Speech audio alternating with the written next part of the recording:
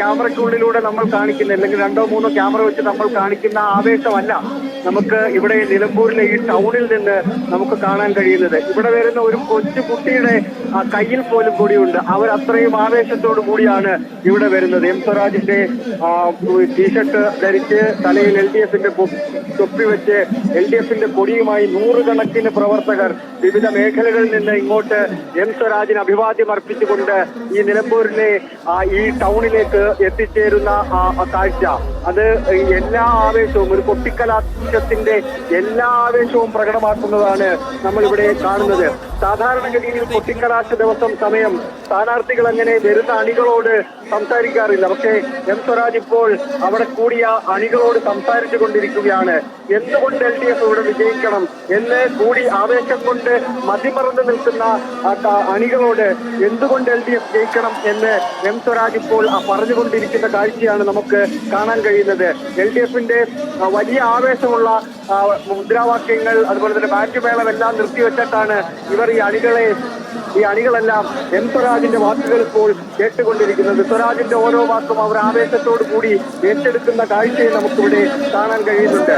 നേരത്തെ സൂചിപ്പിച്ച പോലെ MV ഗോവിന്ദൻ പുതിയ AKG സെന്ററിന്റെ 1ാമത്തെ നിലയിലുള്ള ആ ഹാളിലെ വാർത്താ സമ്മേളനം നടത്തുന്ന ഹാളിലെത്തി ഇടതുമുന്നണി സ്ഥാനാർത്ഥിയായി സംസ്ഥാന സെക്രട്ടേറിയറ്റ് അംഗം എം സ്വരാജിനെ ഞങ്ങൾ തീരുമാനിച്ചിരിക്കുന്നു എന്ന് പറഞ്ഞപ്പോൾ നിലമ്പൂരിൽ തുടങ്ങിയ ആ ആവേശം കൊട്ടിക്കയറി ഇപ്പോൾ അതിന്റെ ഉച്ചസ്ഥായിയിലേക്ക് എത്തി നിൽക്കുകയാണ്. 10 മിനിറ്റ്, ഇനി കൃത്യം 10 മിനിറ്റ്, 9 മിനിറ്റ്, ആ 9 മിനിറ്റ് കൂടി പരസ്യമായി സ്വരാജിന് വേണ്ടി അവർക്ക് വോട്ട് തേടാം, മൈക്കിലൂടെ വോട്ട് തേടാം. നാളെ നിശബ്ദ പ്രചരണത്തിന്റെ ദിവസമാണ്. പക്ഷേ ഈ 9 മിനിറ്റ് കൊണ്ട് നാളത്തെ 24 മണിക്കൂറിനെ കവർ ചെയ്യാൻ വേണ്ടിയുള്ള അത്രയും ആവേശം ഈ അണികൾ ഇതിനോടകം തന്നെ നിലമ്പൂർ ടൗണിൽ സെറ്റ് ചെയ്ത് വെച്ചിരിക്കുകയാണ്. അത് നിലമ്പൂരിന്റെ ഈ ടൗണിൽ മാത്രം കാണുന്ന കാഴ്ചയാണ്.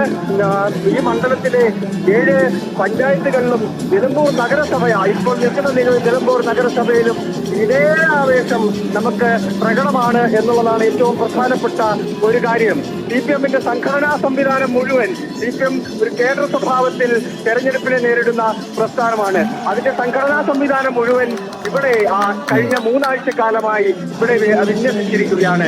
മുഖ്യമന്ത്രി തൊട്ട് താഴേക്കിടയിലുള്ള നേതാക്കന്മാർ വരെ, ഏരിയ സെക്രട്ടറി മുതൽ അതിന്റെ മുകളിലോട്ടുള്ള എല്ലാ നേതാക്കന്മാരും മണ്ഡലത്തിലെ വീടാന്തരം കയറി വോട്ട് തേടുന്ന കാഴ്ച. 2,32,000 വോട്ടർമാരുള്ള ഈ മണ്ഡലത്തിൽ ഏതാണ്ട് 2 ലക്ഷത്തോളം പേരെ നേരിട്ട് കാണാൻ വേണ്ടി ഉള്ള ശ്രമങ്ങൾ ഈ മുന്നണികൾ ഇതിനോടകം തന്നെ നടത്തിക്കഴിഞ്ഞു. ഇനിയിപ്പോൾ അടിയൊഴുക്കിന്റെ സമയമാണ്. ഒരു തെരഞ്ഞെടുപ്പ് ജയിക്കാൻ വിവിധ ഫാക്ടറുകൾ വേണം.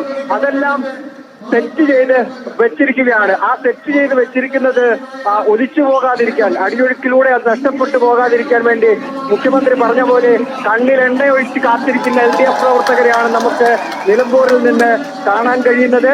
ആവേശത്തിന് ഒരു കുറവും നമുക്കിവിടെ പ്രകടമാകുന്നില്ല. അത് അതിന്റെ ഉച്ചസ്ഥായിയിലേക്ക് എത്തിച്ചേരുന്നു.